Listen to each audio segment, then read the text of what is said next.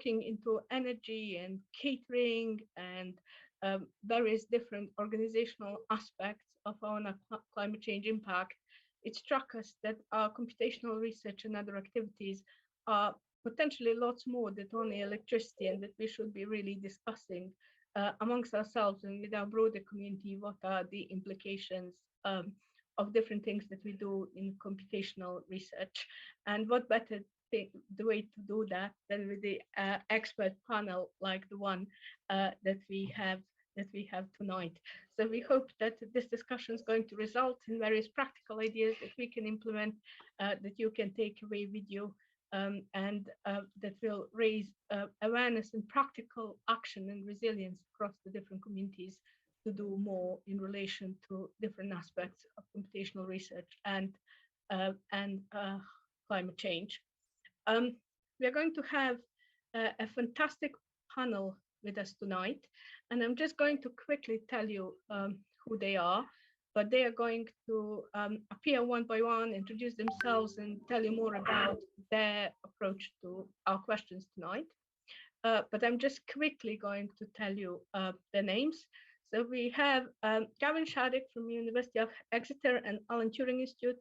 We have Joycelyn Longdon from Climate in Colour and University of Cambridge. We have Richard Sanford from Institute of Sustainable Heritage at UCL. We have Joe Walton from University of Sussex. We have Shoila Esprit from the Create Caribbean Research Institute at the University of West Indies. And we have Helen Hardy from the Natural History Museum. And I'm going to introduce all of them in a little bit more detail later on. I'm just going to also just stop on few practicalities for tonight. So the way this is going to work is that all our 6 speakers are given 5 minutes to tell us a little bit about their work in research and how they see our discussion topic for tonight. We are going to be quite strict on time. So we're going to kind of stop them and interfere a little bit if they go over time, because we want to leave as much of time as possible tonight to leave for discussion. So as per usual on Zoom, there is a chat function in which you can chat amongst themselves or with our speakers or in any way that you wish to do that. But we also would like to do Q&A in a Q&A function. So if you have questions that you want to queue later on for our discussion, please put them in Q&A. And also as the questions start appearing there, vote them up if you're really interested, so we know which questions are most popular and can attend to them first. We have a team behind the scenes, and you can see different names in the screen that you might wonder why they're here. They're here because they're making this happen tonight. So we have Robin and Sophie and Felipe and Daniel, and also Ruth, I believe, on the YouTube channel. And they're doing fantastic work to make all this move along. But it is Zoom, so if we get any breakages of connection or anything like that, bear with us and we'll attend to that as quickly as we can. As you already realized, we are recording. The recording's running live on YouTube right now, and we will be also making the video available later on. So I think that's as far as my introduction goes. And I think we're ready to start. So I'm going to introduce our first speaker. Our first speaker is Gavin Shaddick. He's chair of data science and statistics at the University of Exeter. He's director of the UKRI Center for Doctoral Training in Environment for Data and AI for Sustainable Futures. And he's co-director of the University Exeter-Met Office Center of Excellence in Environmental Intelligence. He's also the Alan Turing Fellow and the Alan Turing Lead for Environment and Sustainability. So it gives me all the pleasure to pass over to Gavin.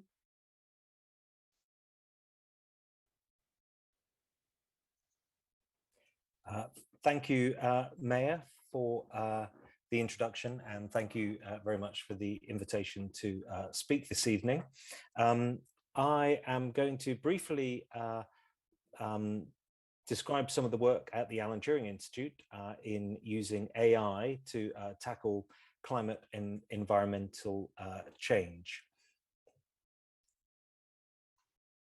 So, as I'm sure we're all aware, our interaction with the natural environment plays a crucial role in all aspects of society, our health, wealth, safety, and future development. And there's been an explosion in the quantity of environmental data recently, be that from ground monitoring or low-cost sensors, but also things like remote sensing satellites and increasingly complex and accurate numerical models for climate projections, weather, but also in other environmental hazards such as air pollution.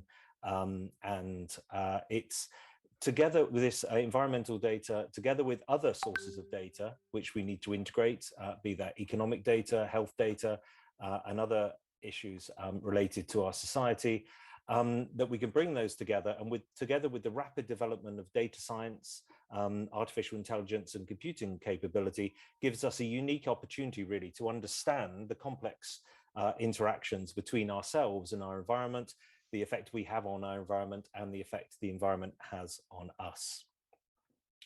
So there's a massive opportunity to transform our understanding, but also to monitor, track and evaluate change, and in particular to look at the effects of interventions as we head towards the Sustainable Development Goals, but also using AI and data to improve and inform decision support and risk management.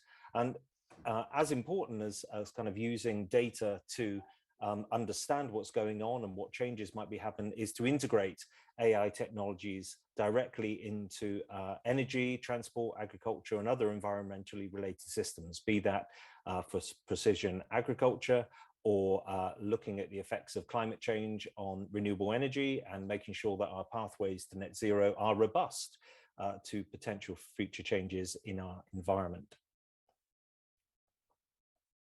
Some examples of projects at the Turing at the moment. One is using AI to make better information from satellite imagery, in particular, looking at how we can adapt to clouds, which can affect the coverage and the information from satellites. Understanding Arctic sea ice loss, we're using machine learning techniques to understand the complex interactions between climate and Arctic sea ice, and also things like tracking iceberg populations using satellite imagery and machine learning.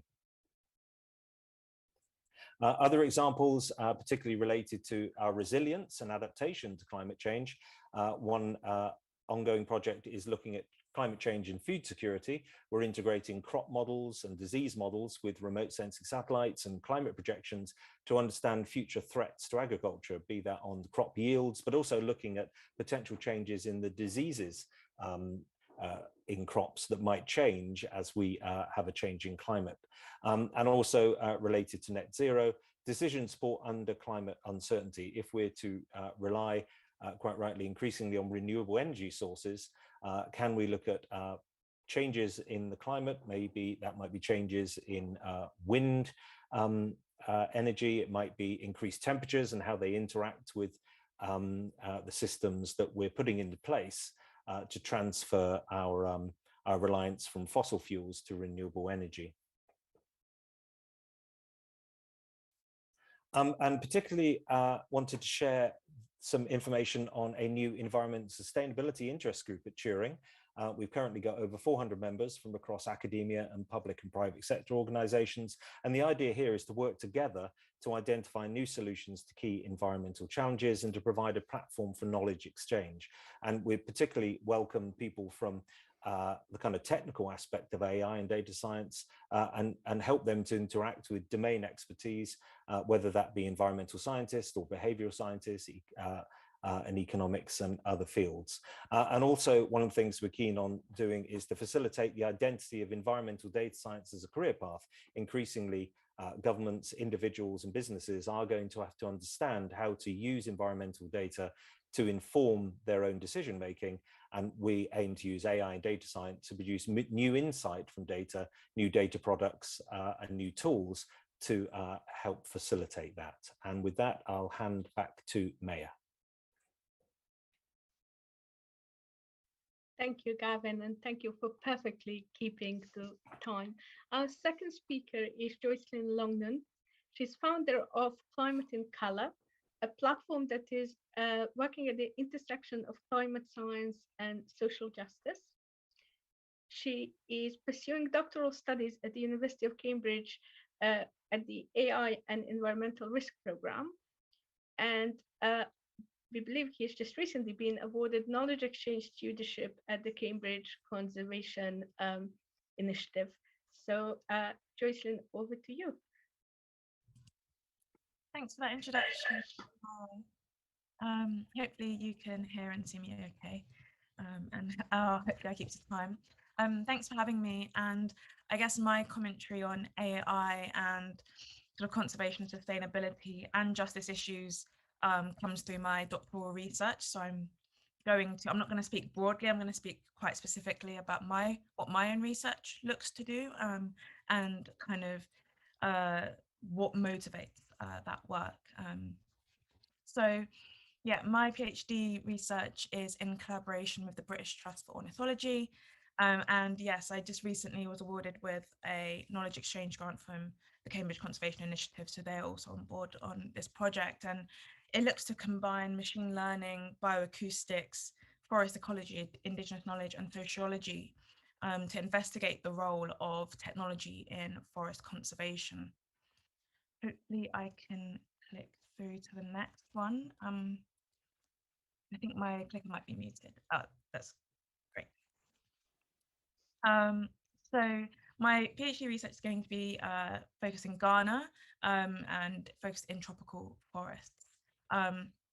So Ghana ranks third out of 65 African nations on tropical deforestation rate, despite it being recognized as one of the most advanced tropical African countries in terms of established forest policy and management. And as we all know, forest ecosystems play a major role in shaping the outcomes of both the climate and biodiversity crises, especially across the tropics, not just in Africa, but in South America too, and Indonesia and areas like that.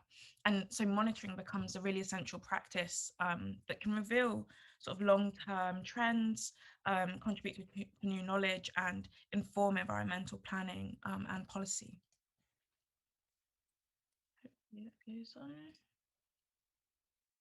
So remote sensing and machine learning have emerged as really invaluable tools in understanding and monitoring forest ecosystems, mainly with the acquisition of image data and sort of subsequent computer vision analysis being used. So really looking at forests from above. And although extremely powerful, these techniques, computer vision techniques, are limited by lack of ground truth data for validation, especially in data scarce regions like Africa. Also with the restricted view, not being able to monitor underneath the canopy, unless we're talking about sort of drones and more high resolution imagery and low temporal resolution. So my project, from a computing perspective, looks to undertake bioacoustic monitoring combined with deep learning analyses to remotely and automatically monitor the way that forests sound. What species are there anthropogenic sounds and activities that we can monitor, such as illegal logging, chainsaws, trucks, those kind of sounds. And so this will involve embedding sensors within the forest canopy. But understanding forest dynamics is not just a question of technology or science, as the environmental impacts caused by deforestation around the world affect forest fringe communities. And whilst a lot of conservation research actually happens on indigenous lands within the tropics, indigenous knowledge and not just traditional knowledge, but indigenous knowledge as a science in itself rarely shapes, influence, or leads this scientific process. So in Ghana specifically, we have indigenous belief systems based on myths, laws, and taboos that prior to sort of colonial day forest conservation practices were really what was protecting the environment. And so although remote sensing machine learning techniques have supported scalability within the field, they've also sort of added to the widening disconnect between conservation projects and Indigenous communities, weakening these really quite important links to essential local knowledge that can inform and augment and add to the information gleaned from data through automated monitoring techniques. So from a critical technical practice lens, and hopefully I can see, yeah, lens, my project will develop and implement a framework that builds upon established conservation and machine learning and bioacoustics methods, but one that explores new modes of scientific inquiry and one that addresses AI ethics from a technical perspective, so rather than a humanities perspective, and repositions ML through a more co-creation and collaboration lens. So thanks for listening.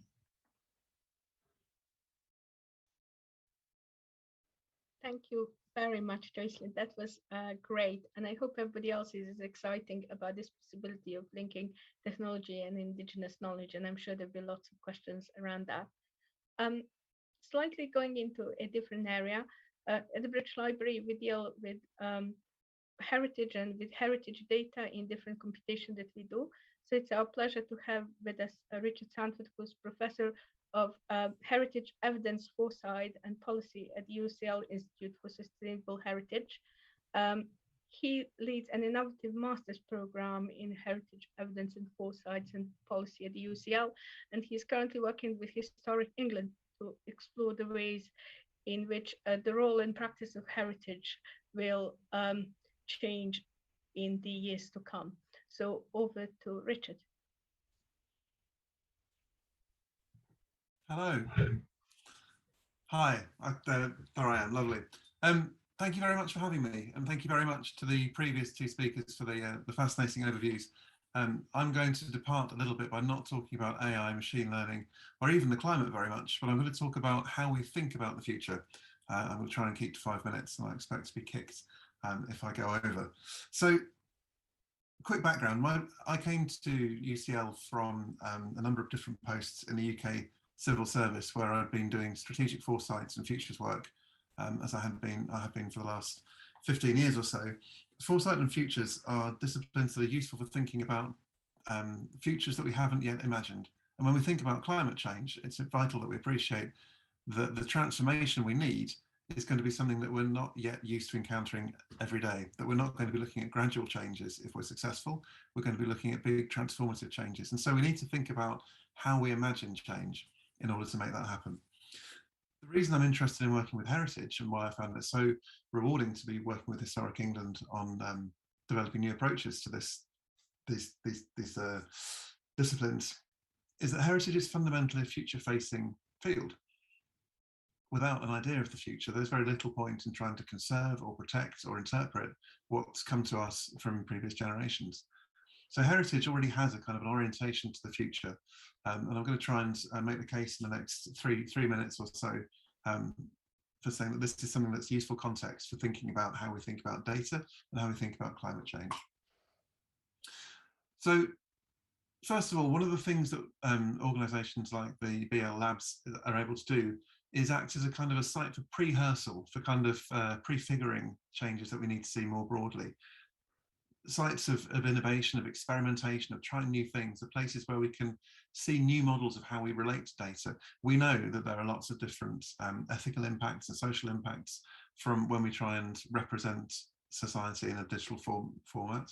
By promoting the kind of experimentation and innovation that happens in the labs, there's an opportunity to try new forms of governance, new forms of managing data, of being transparent about its use and about the kind of access it has. For example, exploring new forms of data trusts, for example, is something that we can really, there's a chance to remodel the relationship that different groups have with data. The image, by the way, is from a project run by Dr. Jian Xu, part of the British Library Labs in 2011, a project joint collaboration with Sun Yat-sen University. And I was just fascinated by this script. It's an intercessionary script used by priests to garner religious advice before embarking on big new future endeavours. And I thought there's something about code arranged in matrices used to talk about the future that echoes the use of big data. Perhaps you agree, perhaps you don't. Let me know in the comments. The second idea about the future I want to talk about is uncertainty. It might be a bit of a truism to say that the future is uncertain. Of course, the future is uncertain, but there are specific ideas that are current to us now that are yet to settle, that are still uncertain. And one idea of those is non-fungible tokens and putting art and details about art and heritage on the blockchain. It's something that's being actively explored by a number of people. We have two theses at ISH currently exploring the connections between NFT and cultural heritage. On the plus side, there's a chance to completely reinvent how we think about ownership and provenance as a way of assessing authenticity, a way of redefining our relationship to what we call valuable, what we think of as capital. The image there is part of a still of a video released as an NFT that comes with a free house when you buy it, 221 Dryden Street. This is a new way of thinking about how we do trading and transactioning.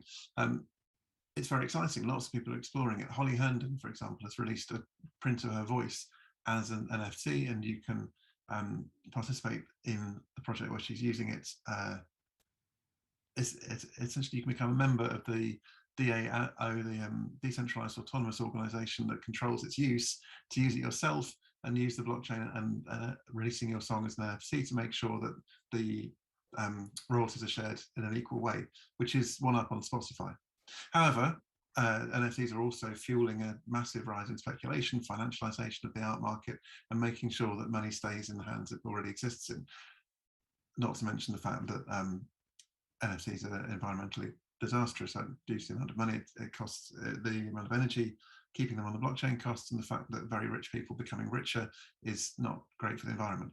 So this unsettled new form of technology, this unsettled new data structure, at the moment it can go either way, that there are different possibilities and potentials. And as a group of people interested in data and interested in social change and the kind of transformational change we need for climate, then we ought to be interested in seeing whether we can help it settle into one form or another. I'm over time, so fortunately this is my last slide.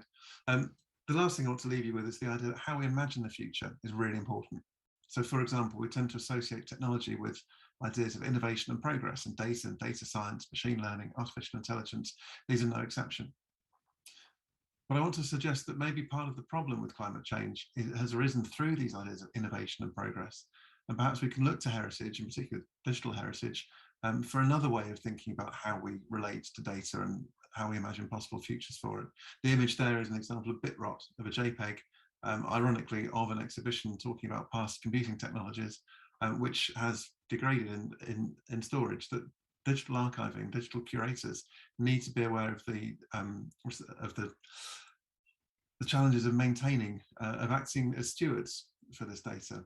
And I suggest that maintenance, repair, stewardship are different ways of orienting to the future that are from heritage, but are also really relevant to people working with data and digital technologies. And so this is really just my final kind of comment, I suppose, is that if we're going to enact the transformation that we need to think about the future, not in terms of just the technical changes that we can make available to us, but also we need to relate to it with care and to think about who is going to be in this future that we're working to create. Thanks. Thank you, Richard. That's fabulous. And the last slide that you had very actively reminded me of some of the British Library stores that hold some of the very similar looking equipment. We are going to move on with our speakers, and we are going now to go in the direction of digital humanities. We are trying to explore this issue from as many angles that we can, and we are lucky to have with us Joe Bolton, who is Research Fellows in Digital Humanities and Critical and Cultural Studies at the Sussex Humanities Lab. He is co-leading Digital Humanities Climate Coalition network, and he is recently published lots of interesting work, including Climate Risk Communication, a toolkit, and an interesting work on ghost robots and automatic writing and AI level study guide. So Joe, over to you.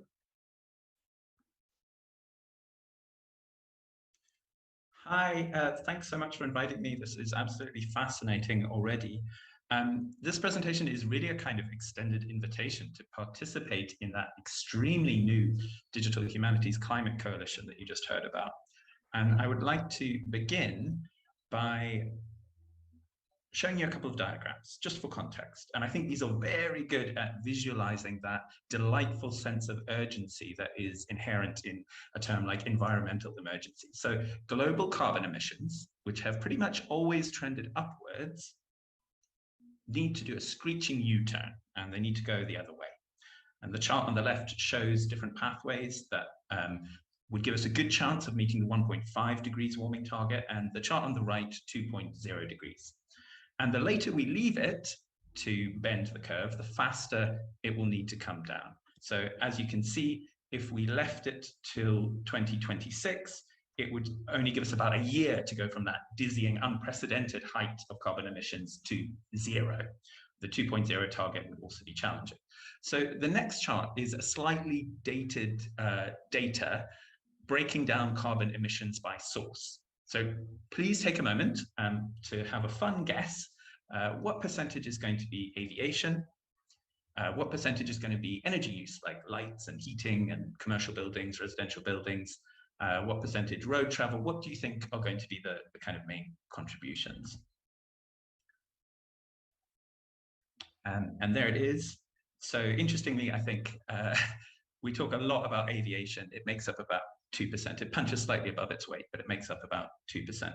So where do digital humanities fit in? Well, novelist Margaret Atwood aptly describes climate change as everything change. How exciting, everything change. And digital humanities is no exception. Hopefully we're also smart and collaborative enough to change rapidly, to change in 2022, 2023.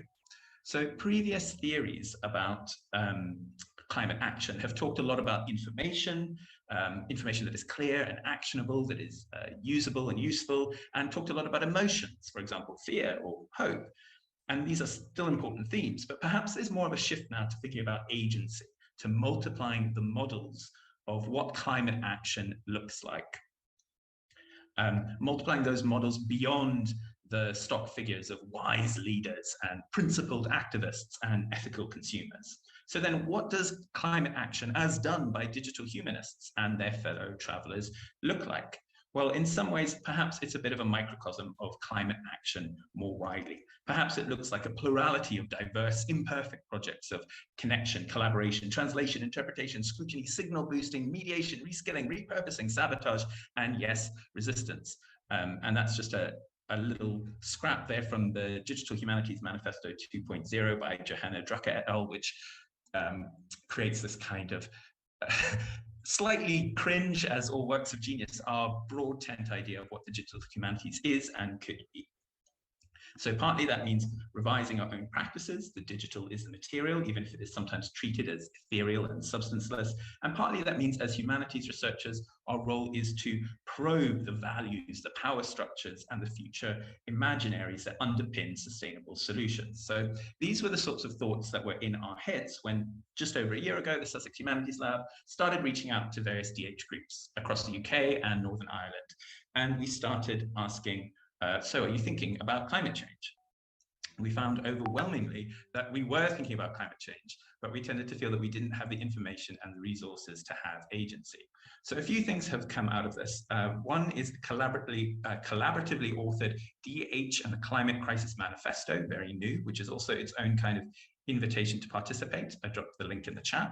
And very recently, the Digital Humanities Climate Coalition.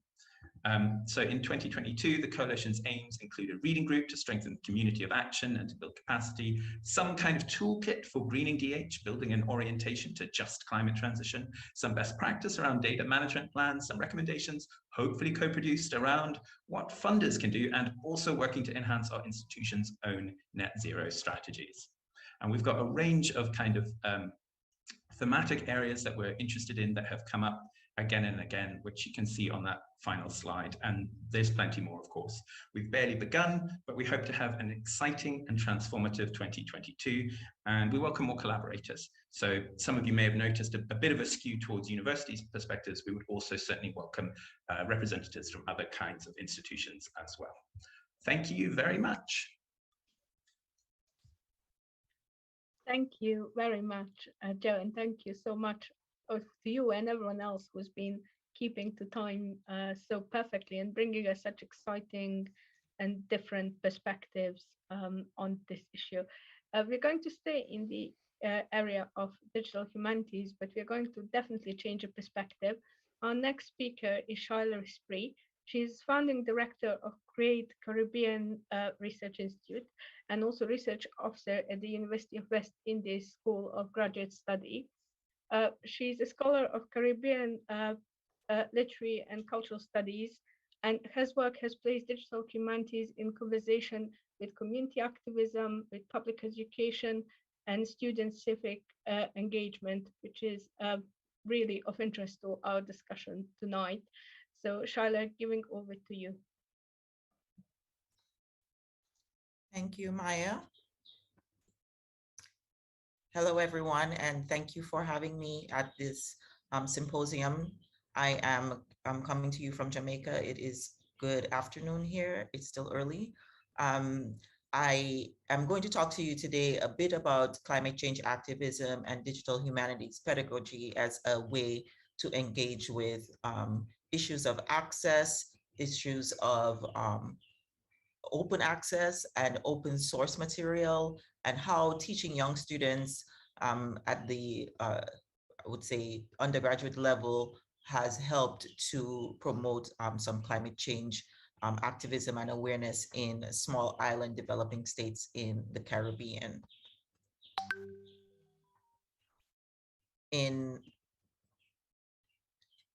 See, my clicker is working.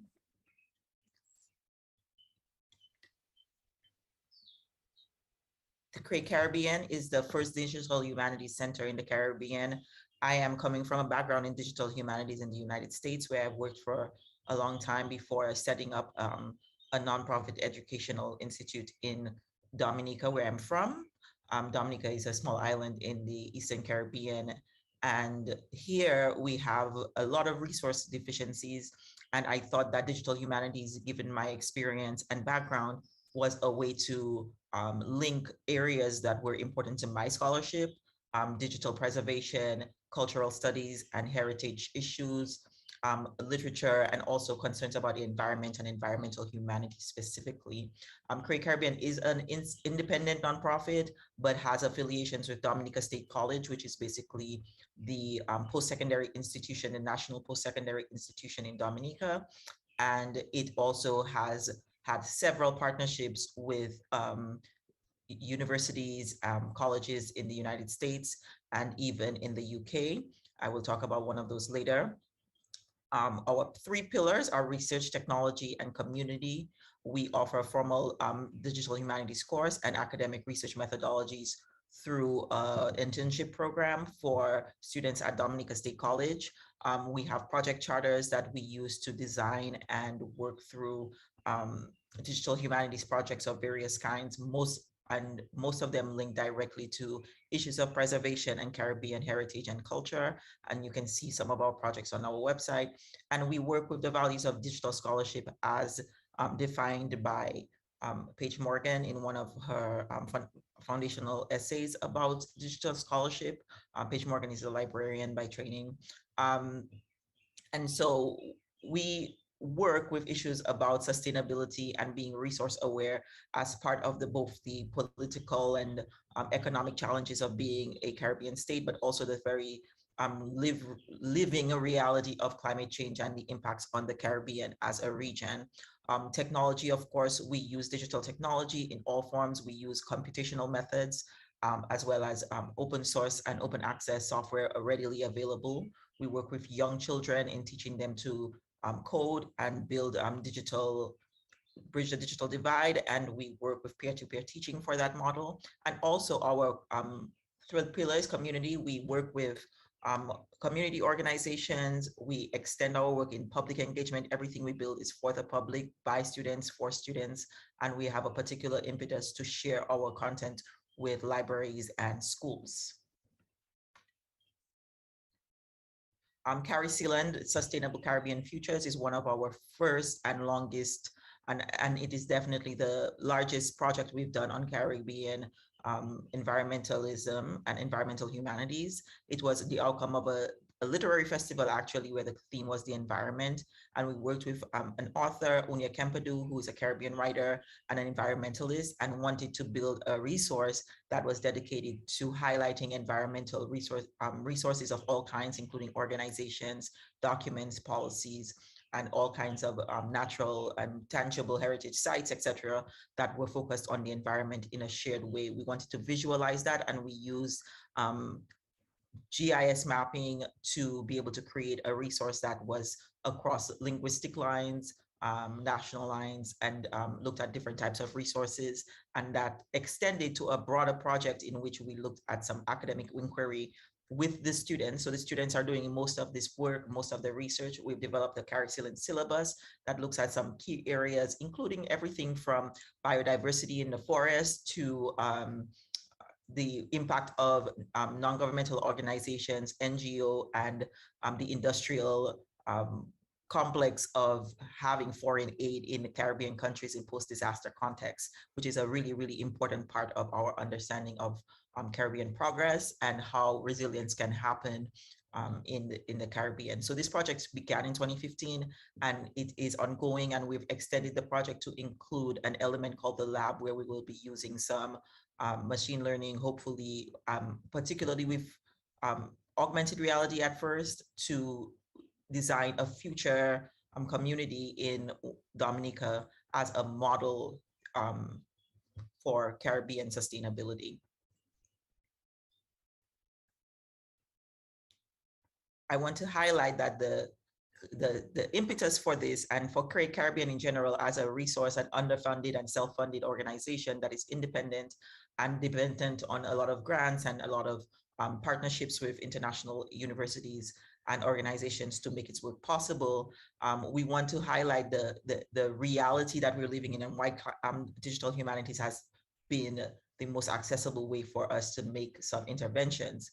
The Caribbean has faced some of the most devastating of global disparities in climate change consequences.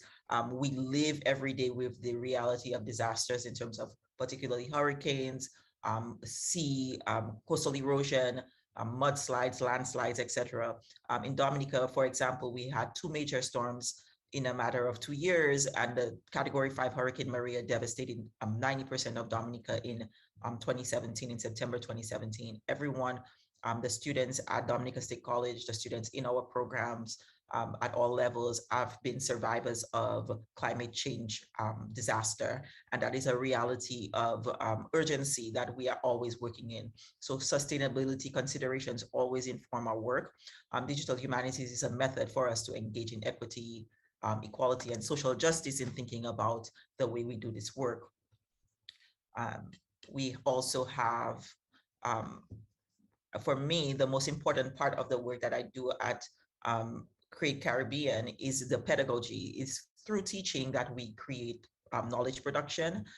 We use it in critical engagement with method, form, and audience. So the students are being asked to use history and historical inquiry as a path through which they can understand the present, looking at what happened with disasters in the past, for example, archival work, going to the National Archives, looking at the British Library, British Archives, resources are from around the world that inform the Caribbean experience, looking at everything from how slavery, colonialism, marriage has impacted our understanding of our physical space, nature, and in the environment in the Caribbean, how climate disaster is not necessarily a natural phenomenon, and how colonialism and power in all its dimensions have informed our current status in the Caribbean. We look to do that through thinking about how technology itself is embedded, the culture of technology itself embeds some of these historical biases, and how we can sort of innovate and flip that on its head in the way we use the technology, and then how we share that information with the public in a way that allows them to be participatory in the production of the knowledge. Dominica, for example, has an indigenous community in the Kalinago people, and we continue to find ways for us to engage with their knowledges, the local knowledge, as a part of how we think about the work that we do. the imaginative possibilities of digital technology allow students to really think about the Caribbean as still existing in the future. There is a lot of doom around that, and we want them to still think about the possibility of a future and using things like augmented reality, virtual reality, and other types of technologies that allow us to think about the future, help us to imagine that the Caribbean still exists in the future beyond this climate moment.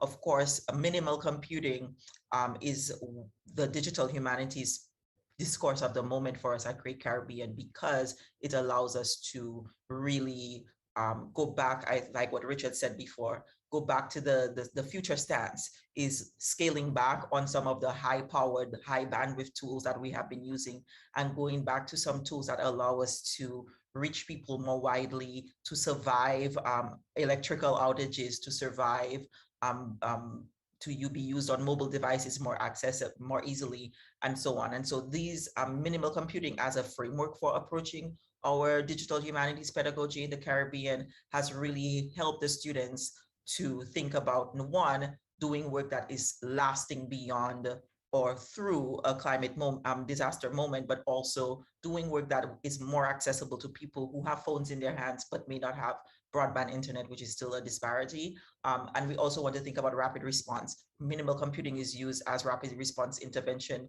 in various disaster moments, like with Hurricane Maria, but also in moments in political issues around the world. We know of the Torn Apart project that was led by Alex Hill, which was one of the kind of foundational things in finding immigrant children around the United States. And so it is a rapid response mechanism that is going back to the core basics of computation and allowing for wider reach and longer survival. So it is the way that we are looking at Great Caribbean to pushing students to think differently about technology and to use it for climate change work. And I think that is all from me. And I will hand off to Maya. Thank you very much.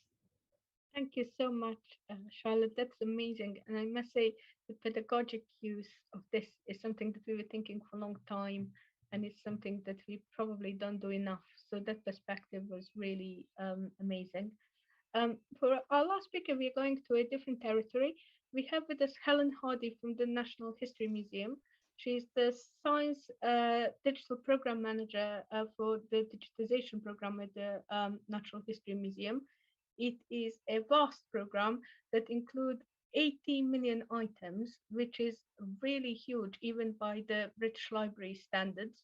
And it's an impressive program that is deeply linked to the museum strategy that has science, sustainability, and biodiversity at its center. And it includes some amazing collections that have anything in it, from microscopic organisms to the whale bones, which is just great. So Helen, over to you. Hello, thank you so much for that introduction, Maya. Thank you for that. And I'm always happy to hear the British Library say it's a large number of specimens, because you really do have some large numbers. So yeah, the natural science collections in the UK, there's probably around 150 million items. We don't know for sure. And as you said, 80 million of those, or thereabouts, are at the Natural History Museum London. And they're really at that intersection of heritage and science. So the key driver for our digitisation programme is scientific research, but also, of course, those resources are then useful for other audiences as well. I know everybody associates the Natural History Museum with dinosaurs. We understand that, we love dinosaurs.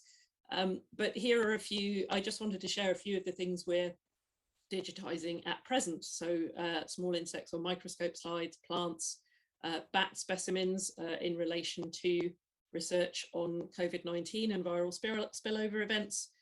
So lots of different items. And really our challenge in digitisation is coming up with high throughput workflows, effectively industrial scale processes for completely non-standard objects, which is always a fun challenge.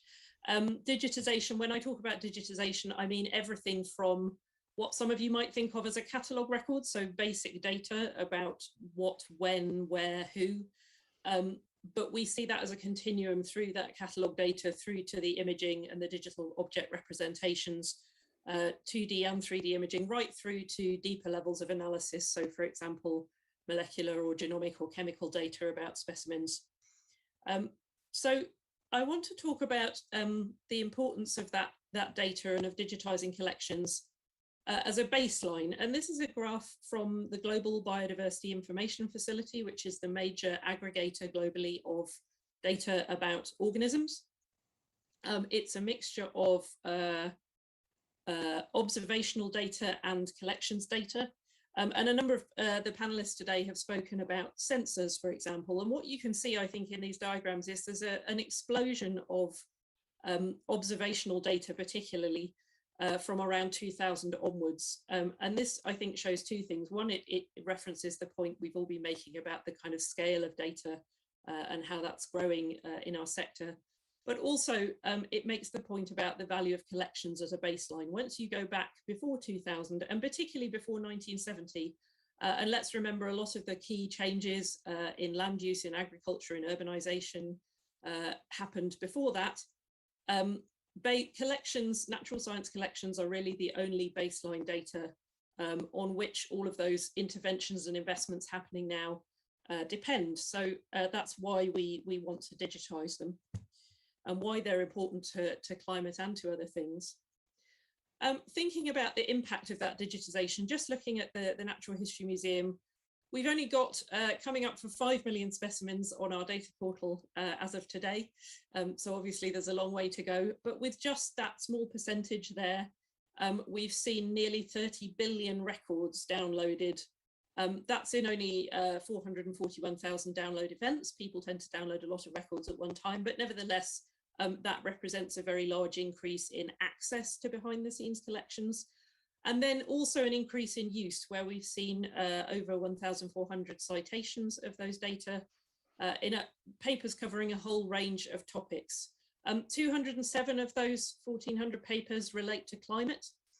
For example, they look at things like species distribution, things like how butterflies or bees in the UK have responded to climate change in terms of some of them, for example, their emergence goes out of line with the growth of their source food plants, so they can't eat and they suffer. Others do very well out of the weather getting warmer and perhaps migrate further north up the UK, for example.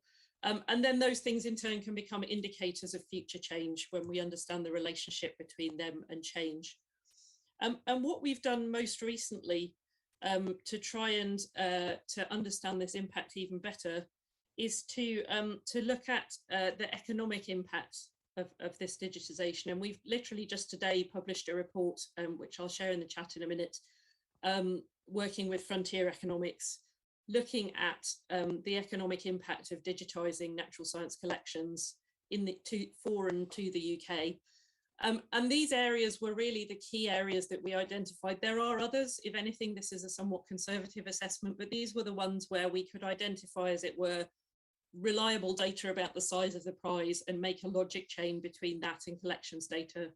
So you have a couple of things here which perhaps are more self-explanatory: biodiversity conservation and invasive species, where having data from collections helps to it helps in the red listing of species, of understanding their conservation status and which ones are endangered or threatened, which enables conservation efforts and maintains ecosystem services.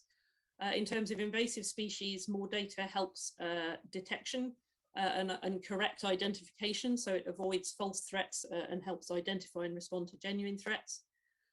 The other three categories, medicines discovery, agricultural R&D, and mineral exploration, perhaps rely on a slightly deeper level of data. As I've said, digitization can mean a spectrum of things, but that relates to understanding availability of samples and understanding things like wild relatives of our common food crops, and applying that knowledge to discoveries in those areas. And in the context of mineral exploration, it's about using those mineral collections and earth science collections to understand, for example, where things might be found and how they can be extracted with less environmental impact. So I think hopefully that gives a flavour of some of the benefits of digitization of natural science collections as both a scientific and a heritage resource. And as Maya said, this really fits very closely with our Natural History Museum strategy, where our vision is a future where both people and planet thrive, and where digital really underpins that. That doesn't mean, of course, that it's entirely straightforward. As I think some people have already raised in the questions, data can be problematic in itself in terms of going back to the slide about energy use that we saw earlier. We have to all think about that, of course. And in particular, something I'm thinking about at the moment is the potential trade-offs between digital preservation, avoiding that bit rot that I think Richard Sanford showed us in the image, and having archival file formats of images, but then of course they take up more space and consume more energy. So looking at some of those trade-offs and understanding that there's often a nuance there and a lot that we have to think about there. And I think I'll stop there because I'm eager to get us to the questions. Thank you, Helen. That was absolutely amazing. And thank you so much for all of you. I believe by the magic of technology, our colleague Felipe is just going to now put us all on the screen for our discussion and Q&A session. And also, while that's happening, just to remind our audience that we would love you to put more questions in our Q&A function. And also the questions that are already there, feel free to vote on them. And we are going to look at that and kind of think which ones are really most popular. Saying that, for the very first question, I'm going to break that rule and go with the question that nobody's voted for, but I wanted us to start on. Everybody's said so many things, and it's really amazing. And I'm really heartened to hear so many positive ways in which we can use technology to really better our climate futures. But I would quite like us to tease a little bit and spend just a little bit of time thinking if you see any negatives in terms of technology having bad impact, in terms of any ethical concerns, any lack of representation or anything like that. And to start with, I was just wondering, maybe Joe, you could start us on that from humanities perspective, and maybe Gavin can give us a science view of that. And maybe Shyla, you can talk about that in terms of the what's happening in terms of the technology and its presence in different parts of the world, and who's in charge and who is really how that all works. And then if the others wants to come in, please feel free to raise your hand. But maybe Joe, sorry to put you first on the spot. Are there problems in technology? I will keep it brief, if that's okay. That's okay. And say that I think that techno-utopianism is perhaps the biggest challenge in relation to climate transition. There is an extraordinary amount of investment, both financially and in terms of psychology, emotion, people's plans about how things are actually going to go, based on technologies that are speculative or not yet tested at scale. And I think that we are probably heading to an era of unprecedented greenwashing and unprecedented techno-utopianism. So I think, yes, it's absolutely a terrifying and exciting prospect to see how we're going to pick through all of that. That sounds quite familiar and terrifying, as you say. Gavin, would you like maybe to put that from maybe scientific, ethical perspective or any other perspective where you can see any worries or issues? Yeah, thanks, Maya. As I said in my presentation, I think there's an enormous opportunity for using data and AI to both help with the fundamental problems associated with climate change, but also to better inform us. However, we do need to make sure that that is, one, there aren't inbuilt biases in algorithms and AI things that come from the underlying data that's there, and also our perceptions.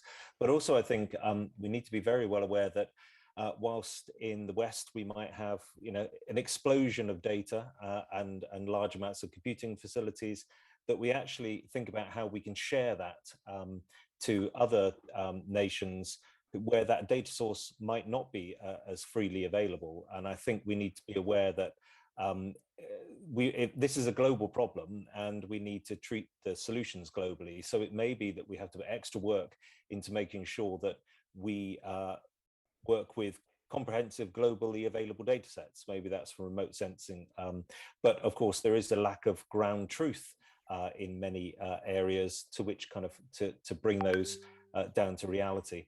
And so I think we need to be very aware of the kind of inbuilt biases that come from using algorithms, but also that that is accessible. And if I could just add one more point as well, there is a potential additional issue to think about, which is all very well running AI on massive amounts of data, but of course that does take energy, and we need to be sure that we're not creating another problem in actually increasing the need for energy, certainly in areas of the world that it's not really appropriate to run enormous data sets through complex algorithms. So I think there will be an increased focus on the efficiency of computation, both in terms of energy, but also in terms of making sure that it can be run everywhere.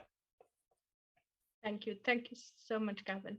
Shaila, I kind of was thinking you might have some comments around the kind of worldwide inequalities around the availability of technologies, but feel free to hand that over to someone else.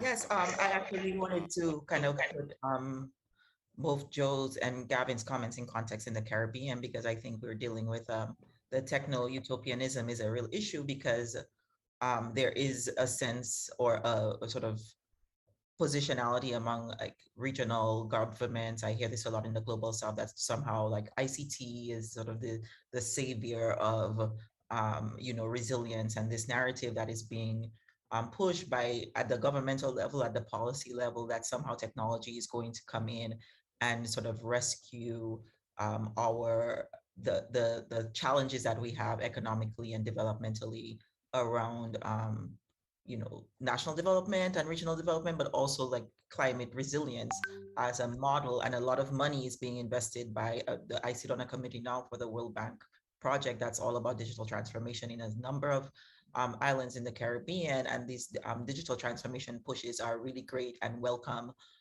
but they do not take into account, that this is not at the end of the day, we're still increasing our energy use, and we still don't have proper infrastructure around energy to make those things possible. I think for me, it comes back to something I talk about in my classes about the question around access and to data, and also the biases around algorithms and so on. We have these two fundamental problems.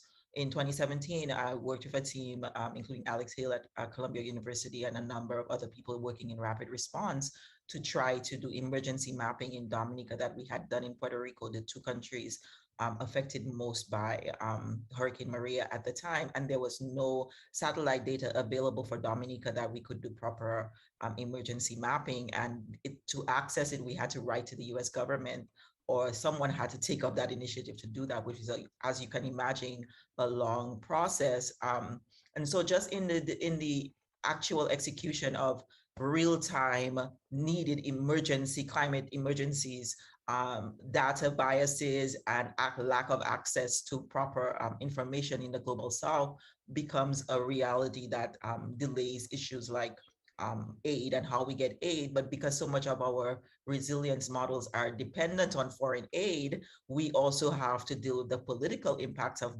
diplomacy, and deal with things like, what are the terms and conditions about all of these foundations coming into the regions and coming into the global south and saying, use technology to do this. What are the terms and conditions? What are the caveats that come with that? And it's complex. So I think both Joe and Gavin's point kind of sound really real in the context. It's very complicated, but I think there is a way for us to, again, think of minimal computing as a path towards that, and try to think from, at least for us in the humanities, about how we can leverage that and try to provide models that policy might be interested in investigating. Thank you. It's really heartening to hear that even with different disciplinary approaches, you're coming to a lot of consensus there that the problems are, which surely must be a step towards solving them. I wonder if anybody else on the panel wanted to introduce any other particular problematic aspects that are on your list. Richard. Thank you for the question. I was just going to make a couple of observations. I think the big issue is thinking about technology as a thing outside context. Technology is always contextualized, and what has good effects in one context can be recontextualized a few years later and used in a way that has negative social context. And even those two things can happen at the same time. So if you have the kind of observational satellite technology that allows you to foster precision agriculture, for example, and feed people, that can also be used to monitor the movements of different groups of people. It's the same satellite, the same data, but it's being used, put to different ends by different social actors. I think the other observation I wanted to make was just that this idea of techno-utopianism always goes with whether, I mean, now we're talking about data and AI, but previously it might have been computing, before that STEAM, that there's as many kind of people who are convinced this is the end of everything as there are boosters who are going to say this is going to change everything. And perhaps what we need to do is think about practical ways that we can offer a new imaginary, a new way of thinking about these things. And perhaps the practical thing, I was really heartened to hear people talking about funding mechanisms.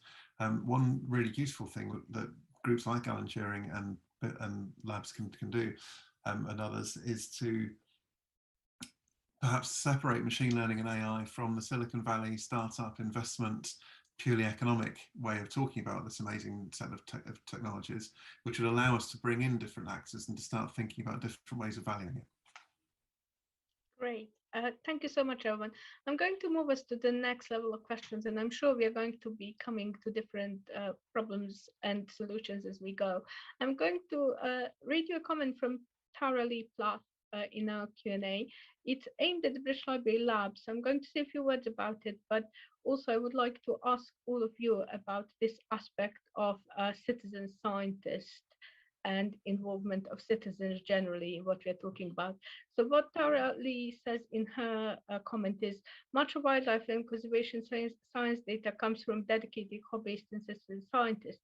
Would the BL Labs consider supporting the non-traditional libraries and archives in organizations and charities that collect and use this data and would like to move forward with digital practices, but are not an academic institution in themselves, although they may have affiliations?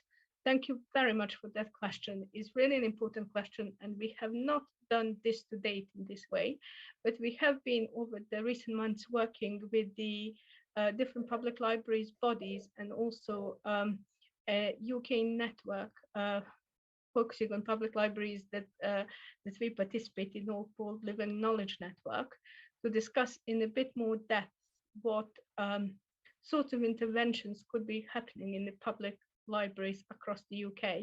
And I believe that in the coming months, we are going to be bringing and thinking a bit more deeply about this. So kind of watch this space. As you know, the library landscape is so diverse. It's just taking us some time to actually get into this properly. But of course, this could be an international question as well. And that's where the complexity of this kind of goes up. So there is no any reason why we wouldn't think about that for the BL Labs as well. So please feel to approach us with any particular inquiry on this.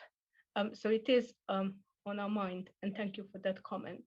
But I want also other people to comment on this particular issue of the citizen scientists.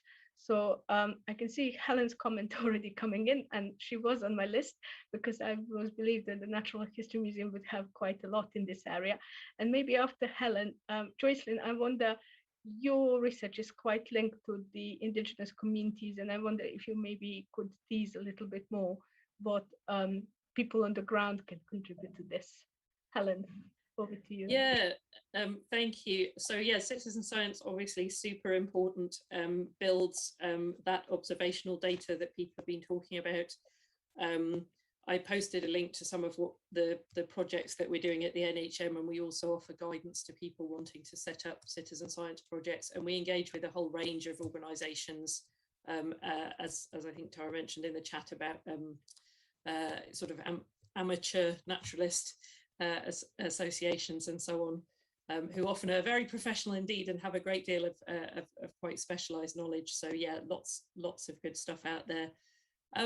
Just a sort of passing note, I guess, in that context, that one of the areas where this is very relevant in a data context is the kind of crowdsourcing idea. And this is another of these finely balanced new technological kind of concepts where people have misconceptions about, about the crowd being free, or about what the crowd can and can't do. And really the same things apply in relation to crowdsourcing as do in relation to any other citizen science project, where it's vital to think about how people are being engaged, how they can understand the contribution that they're making, and not really just making it about churning through some things. We have tried crowdsourcing in relation to transcribing data from digitized labels, for example, but actually that's a very challenging kind of professional activity.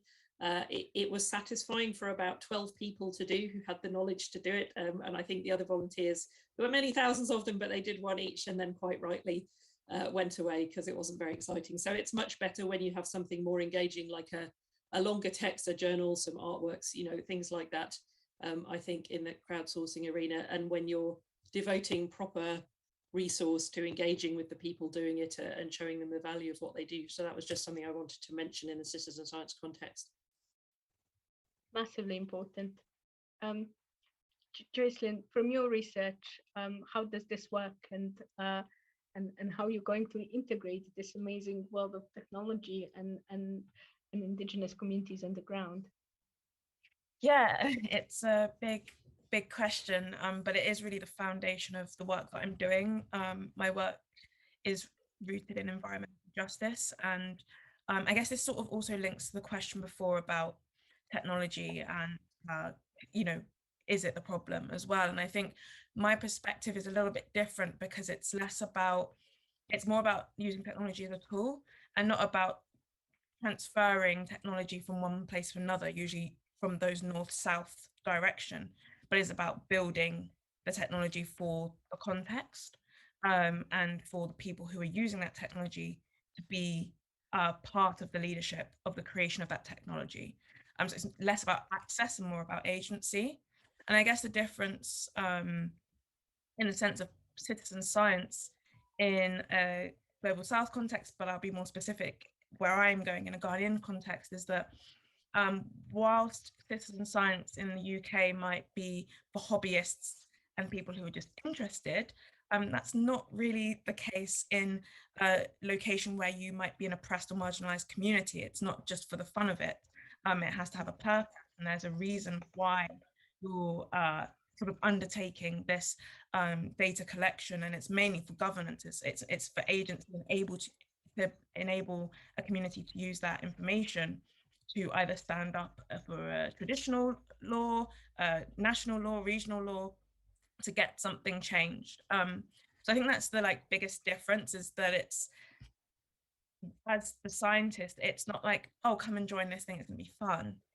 You really have to be able to justify what impact is this going to have very specifically, this very specific group of people, and why is it important? Because there's a lot of other things that people are dealing with, and a fun project, although they might be interested in it in a different scenario, is not really the focus. And so it's making sure that in all parts of the project, I haven't undertaken my field work yet, but I'm putting everything together and then already speaking with people on the ground. It's really important that the way that we do citizen science isn't just that the local people are sort of informants or data collectors or a sort of just kind of robotic positioning within the project, but are actually leaders as an equal to the scientist. Or that's at least the sort of philosophy that I'm taking. So I don't know if you still call that citizen science, but it's less so like I'm a scientist and you just go and put out those recorders and bring us back this data. It's really from the design of the project. What are we doing here? Why are we placing the sensors here? Where should we not place the sensors? What information do we want from the sensors? How should we analyze it? And what information do we need on the outset so that it actually has use, and that when I leave, that the sensors can still be there. The community can still upload the data. Maybe there's a pipeline for me to analyze that data, but that infrastructure is there and not left like in most projects where we have technology. As soon as the funding is gone and the scientist is gone, that's it for the project. So So yeah, that's kind of what I'm working with right now. Thank you so much. That is such an important number of distinctions to understand, especially in relation to citizen science, as we maybe see it on day-to-day basis. Really useful. Did anybody else want to comment on anything to do with citizen science? Yeah, Gavin, go for it. I was going to say, I think that last point is really important, that there's co-creation when we build kind of data collection mechanisms and actually then AI and data science to analyze it. And I think one thing that we need to think about from the technical point of view is to be able to develop algorithms that don't just work with big data that's comprehensively available, but actually can take in data that might not have comprehensive coverage and that is really valuable and rich in the information it gives us, but might not be in a form that a off-the-shelf deep neural network, for example, is ready to take. So I think we need to work with the collectors of the data, as Jocelyn said, as partners, and make sure that the work they put in and considerable effort is actually reflected in the analysis that comes afterwards. So we don't collect lots of data and then put it to one side because it doesn't quite fit what our machine learning needs. And I think the point about making sure that projects are sustainable after the funding finishes is really important, because there must be nothing as disheartening as kind of putting all that effort in, collecting data, being part of something, and then the academic moves on because their funding is finished and you're just left there uploading data still, but not really feeling that it's really being used and anybody's doing anything with it. Thank you so much, Gavin. And you actually have nearly got me to the next question. Before going to the audience questions, while we were talking, I kind of got slightly obsessed with a question that's often on my mind, which is the other aspect of the citizen involvement. So in some of these projects, we're talking about generating data in a particularly automated way, and then we analyze it by some big systems, and then decisions are made. What about the aspects in which we think that we communicate enough with citizens about all these processes that we all do? So maybe, Gavin, as you were speaking already, I don't know if the Turing Institute's considering that, and is there any work that's kind of being done in that direction, which is simply making citizens more aware of what happens in this often slightly difficult to understand technology that's changing so fast? Yeah, and equally, completely agree on the importance of that. I think one of the other speakers mentioned the kind of demystifying data science and AI. I mean, when you work in it, it's easy to not get to the point where you think it's all simple and we just provide information to people and why don't they understand it? I think that kind of making things accessible, hopefully showing, even though some of the algorithms might be black box, but that doesn't mean we shouldn't try to explain how inputs affect outputs, and crucially how the data is being used, because it may well affect people's lives. And I think we need to be very well aware that if someone collects data and puts it in the system, that actually the outcomes of that are beneficial to them. I think it might have been Richard or maybe Joe that said we can't be in a situation where the technology that's being used for good also has a kind of other side to it as well. And I think increasingly the Turing and other institutes are increasingly engaging the public and the and citizens in developing projects, and I think that should increase over the future. I think it's very important that people understand what is being done on their behalf, and from our side we're using data and AI for good. We're hopefully addressing some of the biggest challenges facing society today in environment and climate change. But there is a big piece of work in sharing that goal and how it's done with the kind of public at large. Thank you. Super important. I don't know, did anybody else wanted to comment on this whole area of transparency and presenting what we do in a, yeah, Helen, go for it. I was just going to mention in terms of demystifying, I think obviously one thing that can help is examples and kind of explaining what we mean when we're talking about AI and machine learning, because I was thinking, for example, about many people use, hopefully some of us use bio and geodiversity identification apps. We have an app on our phone that can help us identify trees or plants or rocks or other things of that nature, or birdsong or all of those things. And that obviously is an application of AI and machine learning, but I think most people probably don't see it that way. So if we're saying actually these fairly tangible, fairly simple things are partly what we're talking about, perhaps it brings it home to people in a more accessible way. And also those are areas where hopefully explaining, you know, when you upload a photo, it helps train the model so that it can help identify the next person's photo, is again something that's relatively straightforward and not threatening in the way that some of those more esoteric kind of words like robotics and so on can sound a bit threatening or a bit science fiction-y to some people. Definitely. Well, I'm going to move. Sorry, Richard, go for it, and then I'll move us to the next question. Do you know what? This might not even be helpful, so apologies in advance. Yeah. No, go for it. I wonder if there's something about the way that expertise is conceived of by the data science community. I was just thinking that one of the challenges in true collaboration and participation is not just encouraging people to come forward, but also those of us perhaps used to being in charge of the conversation, relinquishing a certain power and place. And that perhaps there's a job to do that when we're educating, perhaps through master's programs. We at the Institute for Sustainable Heritage run a data science for cultural heritage program, for example. One of the things we need to do is to help people think that not only teach people about what data science is and what you do and what a Jupyter notebook is and so on, but also what does it mean in 2022 and 2023 to be a data scientist? Are you the expert who's in charge of the process, or are you able to actually genuinely take a place next to the other people? And I think that's a cultural shift. And I think it's something that's necessary before that kind of participation is going to happen. Absolutely.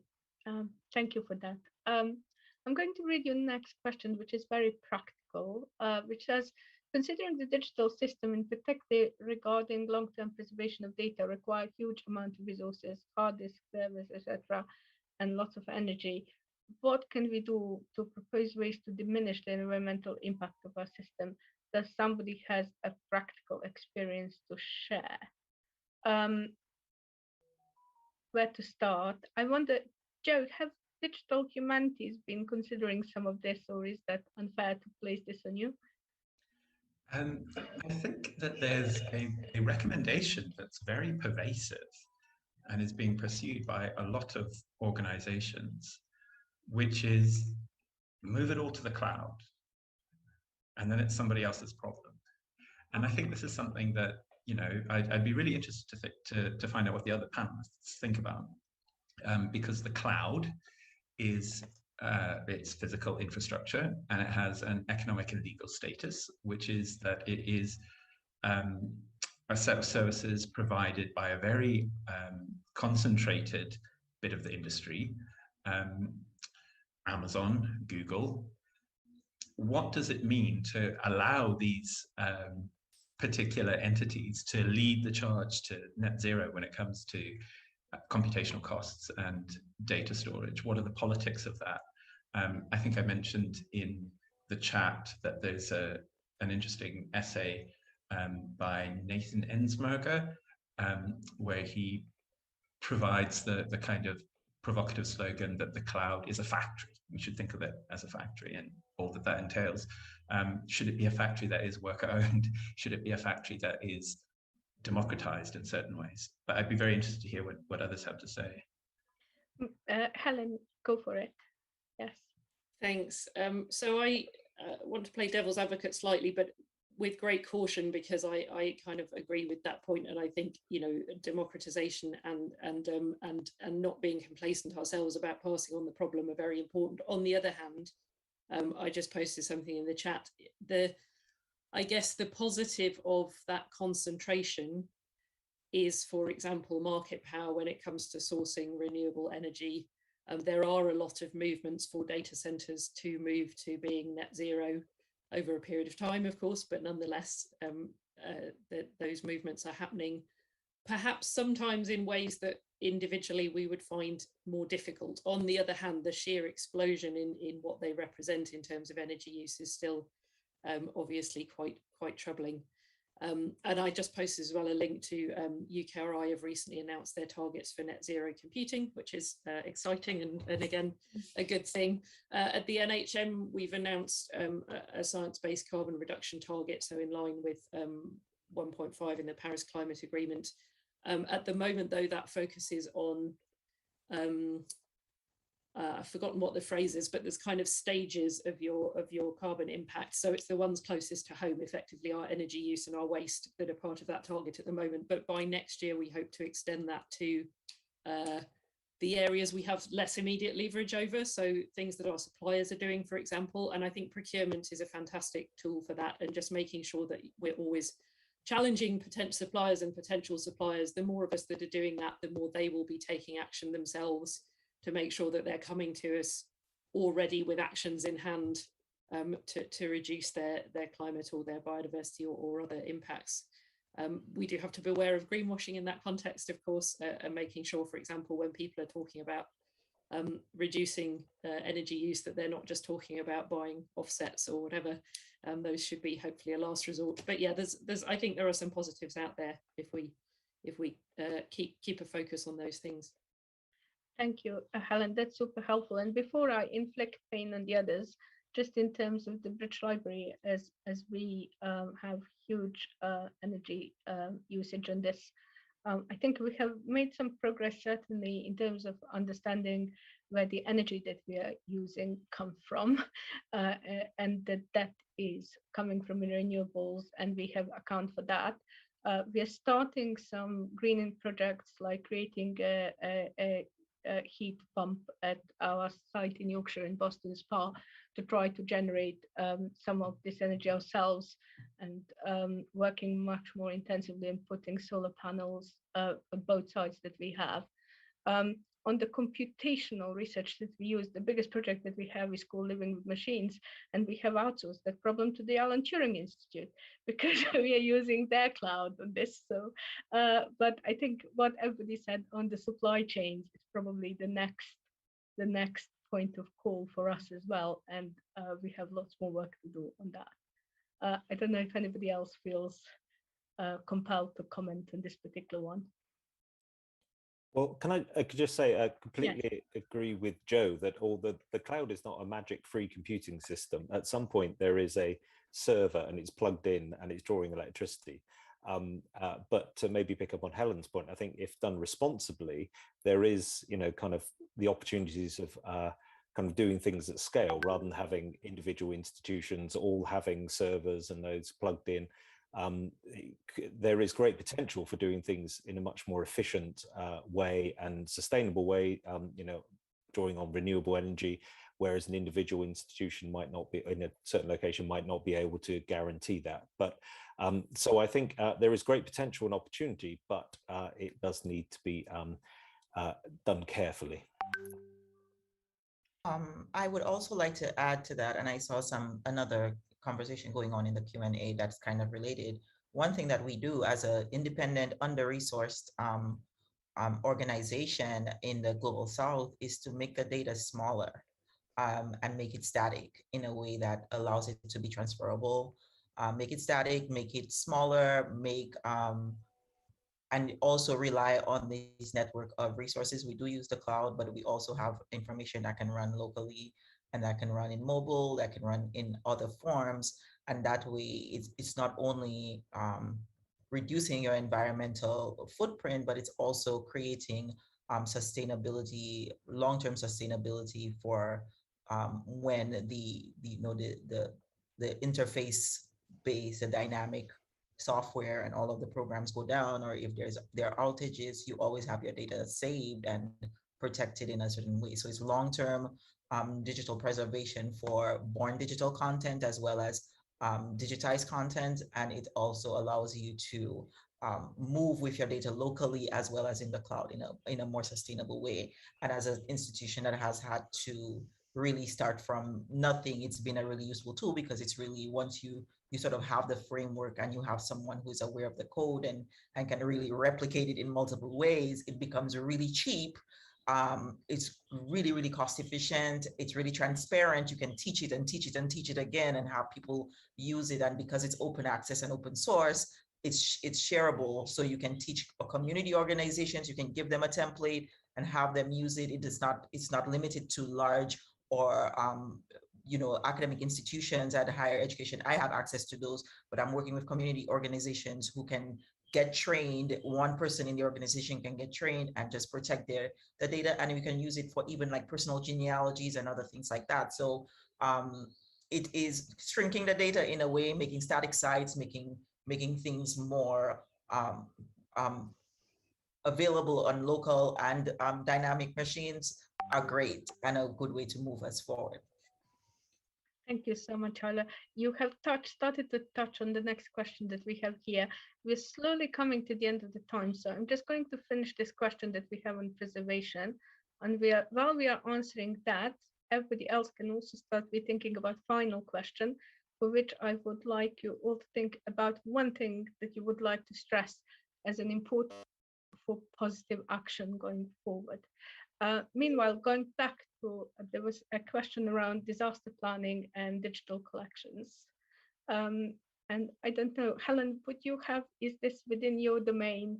Sure, yeah, I'll give a quick British Library perspective as well. I can express a quick opinion, although it's this is really tricky. As I said, for one thing, there's a trade-off between volume of data and its archival preservation qualities for us in terms of images, at least. But I think for me, so there's kind of technological answers to this question, which are important, like using the right file formats and so on. But also there's a kind of a human answer, which to me is about the data being used.